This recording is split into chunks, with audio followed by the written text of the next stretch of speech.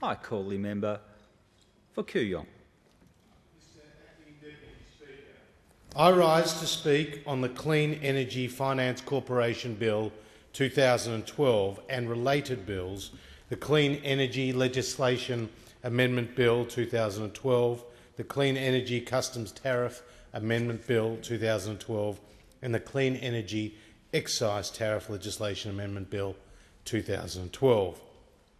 While the latter bills will see the scope of the carbon tax cover LPG, LNG and CNG, it is the Clean Energy Finance Corporation Bill to which I will give my primary focus.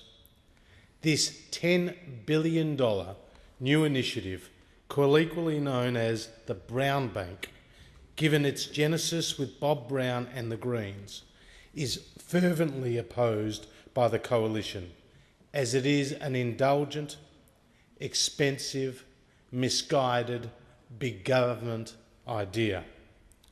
Not only will it distort the market in the renewable energy technology space and put a brake on existing players in that market, but it will see the loss of billions of dollars in taxpayers' funds at a time when this government's economic mismanagement is driving the country further into debt. In the time available, I want to make the following points. First, analyse the inherent contradictions in the explanatory memorandum outlining the key features of the Clean Energy Finance Corporation and shine a light on the devastating impact the CFEC will have on the government's bottom line. Second, explain how the market distortion under the CFEC will actually occur. And three, point to international experience with similar government-supported renewable energy investments as a warning sign of what the Australian taxpayer should expect. First, to the bill itself. The explanatory memorandum sets out that the Clean Energy Finance Corporation has the power to invest in financial assets for the development of Australian-based renewable energy technologies, low-emission technologies and energy efficiency projects. It also sets out the corporation's power to ensure at any time on or after the 1st of July 2018 that at least half of the funds invested at that time for the purposes of its investment function are invested in renewable energy technologies. And C, has the power to enter into investment agreements itself and make investments through subsidiaries. A special account for the purposes of the Financial Management and Accountability Act 1997 is established, which will see this CEFC special account credited with $2 billion a year over 5 years. Funds returned to the corporations from its investment will be available for reinvestment. The explanatory memorandum explicitly states that the corporation will make individual investment decisions independently of government. But for me, Acting Deputy Speaker, this sentence does not sit comfortably with the point made a few lines down in the EM that, quote, the bill gives the responsible ministers powers of direction over the broad mandate of the corporation.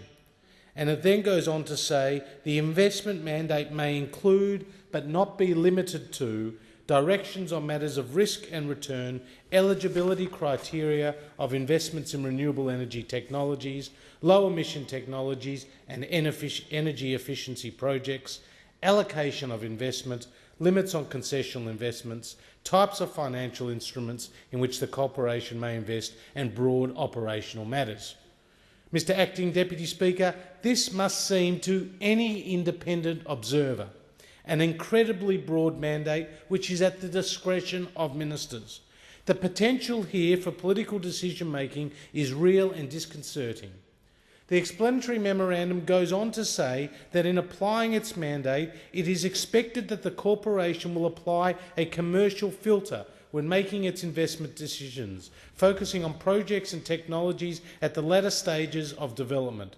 By adopting a commercial approach, it is expected the corporation will invest responsibly and manage risk so it is financially self-sufficient and achieves a target rate of return.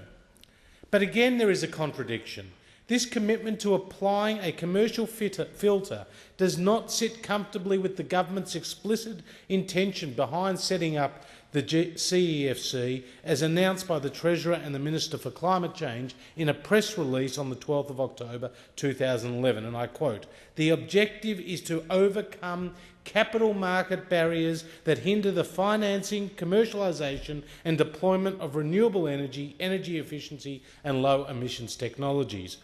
Mr Acting Deputy Speaker, if the market will not take a favourable commercial decision to invest in these technologies, how can then the government apply their own so-called commercial filter and reach a different decision, namely to invest? It just doesn't make sense.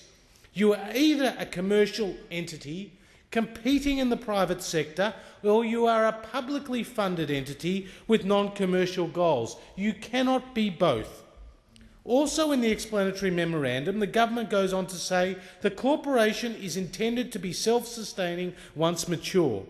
Why then, Mr Acting Deputy Speaker, does the explanatory memorandum outline the hit to the fiscal balance of $1,346.4 million over the forward estimates, suggesting, quote, "a prudent recognition that some investments will not be recovered"?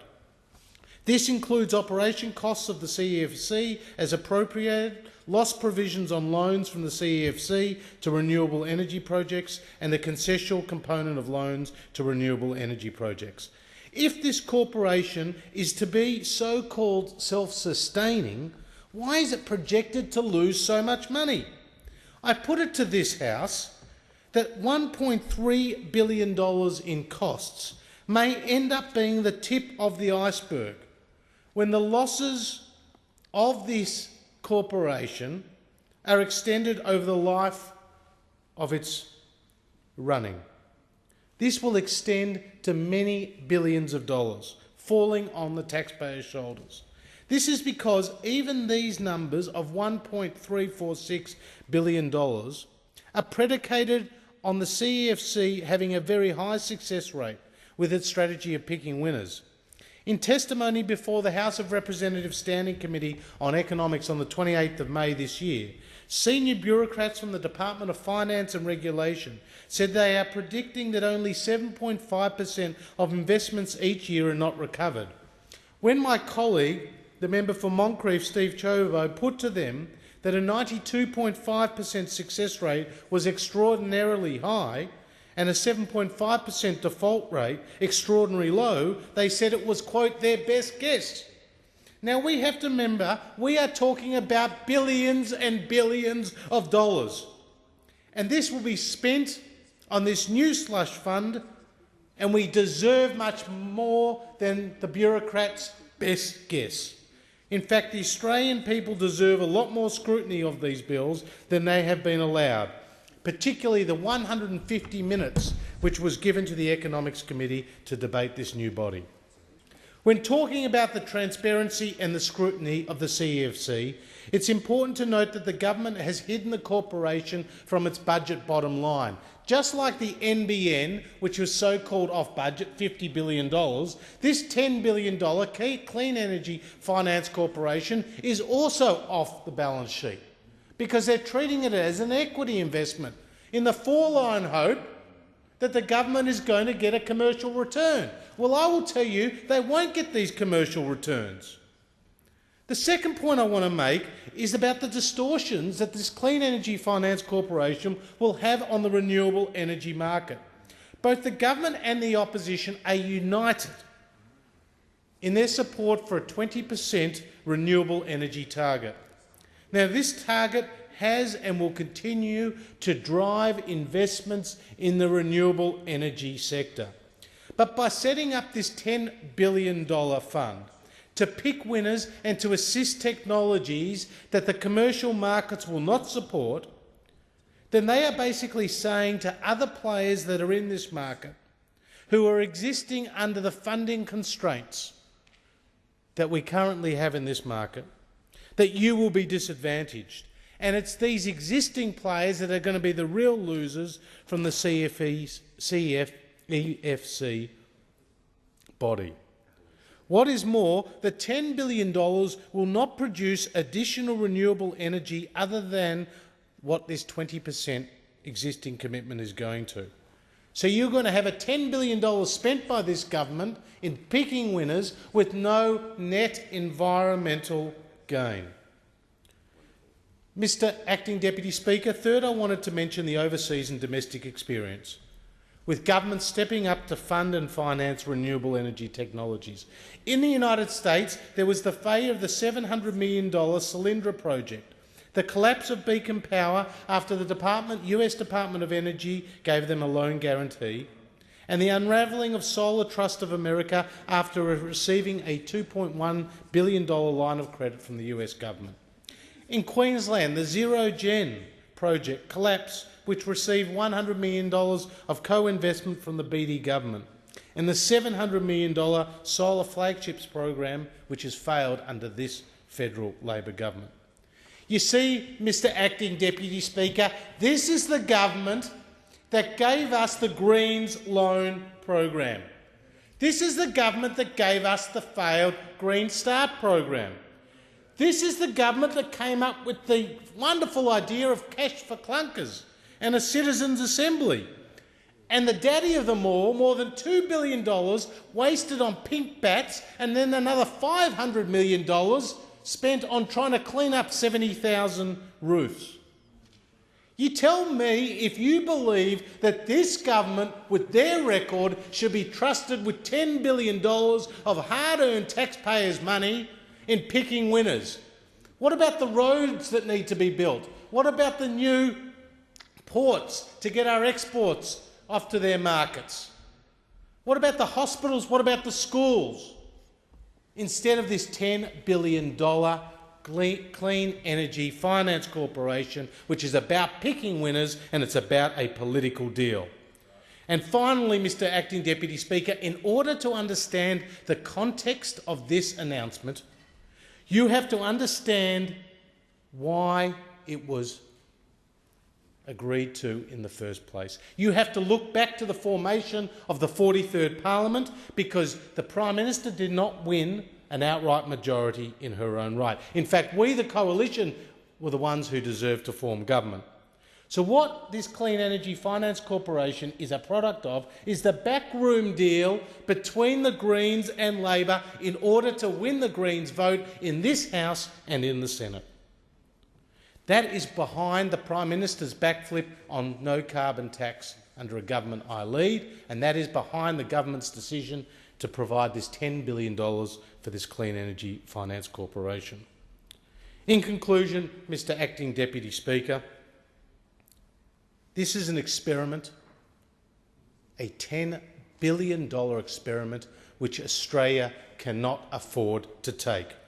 Born out of political weakness, rather than a product of a considered policy process, this Clean Energy Finance Corporation will saddle Australian taxpayers with a huge financial burden as billions of dollars are wasted on uncommercial projects in the coming years.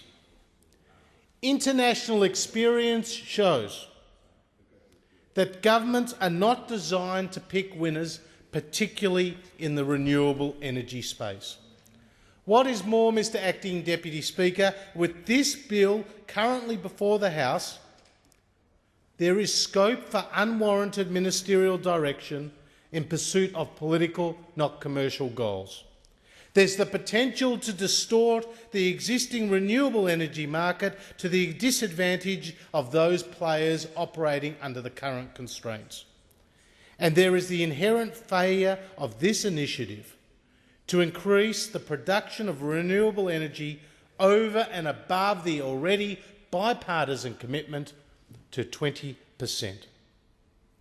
It is for these reasons and for the obvious blatant political manipulation which is behind the Clean Energy Finance Corporation that I join with my colleagues in opposing the bills before this House.